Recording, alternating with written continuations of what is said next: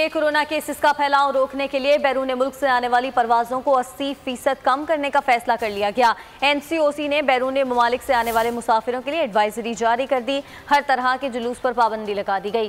कराची में सदर mobile market corona SOPs की खिलाफ वर्जी पर सील कर दी गई।